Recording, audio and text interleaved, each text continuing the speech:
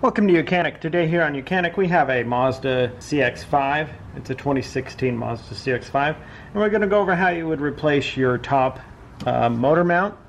This is your top side motor mount. You'll have one on the right side and you'll have one on the transmission side. You might even have a rear motor mount. But I'm going to go over how you would replace this motor mount because you may be taking this off to be able to either replace the alternator or other components on this side of the motor. To make it a little bit easier, it can come in handy to be able to know how to undo and remove the motor mount, or your motor mount is potentially worn out and you'll need to, there's a rubber bushing in here, and if that wears out you buy this whole unit.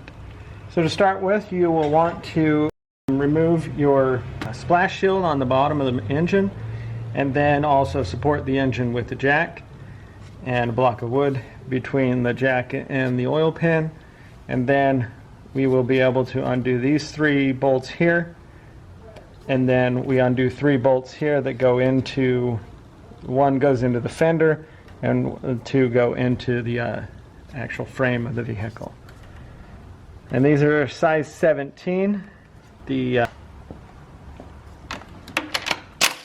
And so also a good thing is to mark where your old motor mount was, removing the motor mount to be able to replace the alternator or anything on the side here. You'll want to try to put it back where it was, and then you can also transfer this to your new motor mount and be able to get your motor essentially mounted in about the same location that it was before, because it does have some adjustment in it. So we remove these 3. And then that gives our motor freedom if we were just going to lower the motor down for whatever need. And then we have 3 more to be able to remove the whole motor mount unit assembly itself.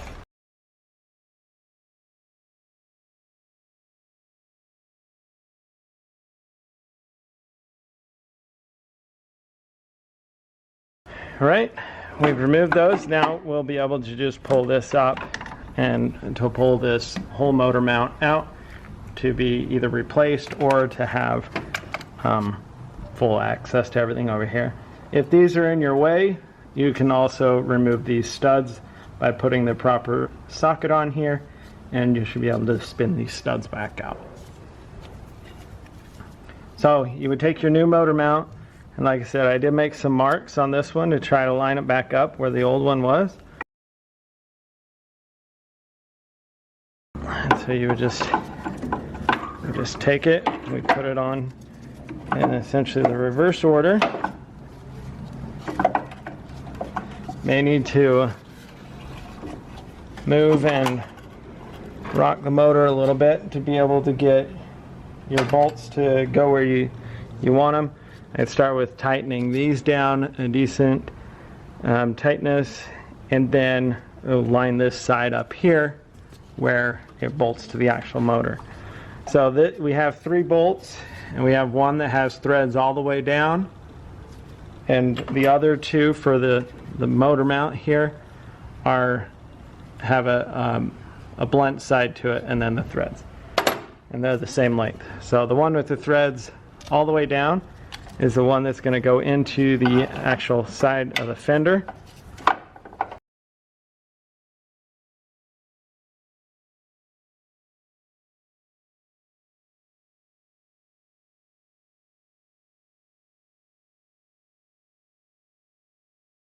We got that one started in. We're going to start this one down here.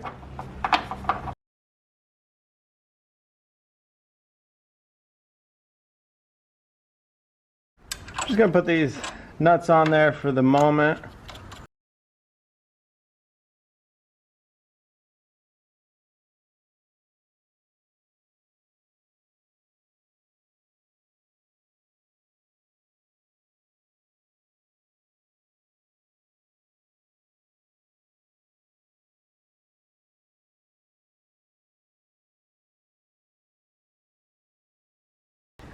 All right, so I was able to get the marks on the actual motor mount lined up.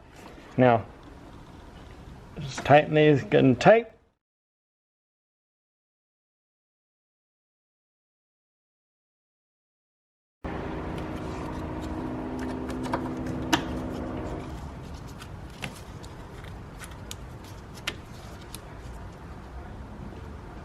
And then our last three are these bolts or nuts that are under here. Again, we might need to just use the motor a little bit to get them lined up where they were previous.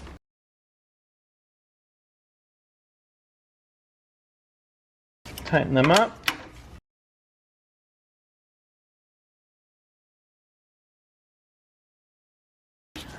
And that's good to go. So that was the install of your motor mount. If you needed to remove it for anything, or if you're replacing it because your rubber bushing has worn out. And now you're able to lower the engine off of the jack, and then also double check that they're tight.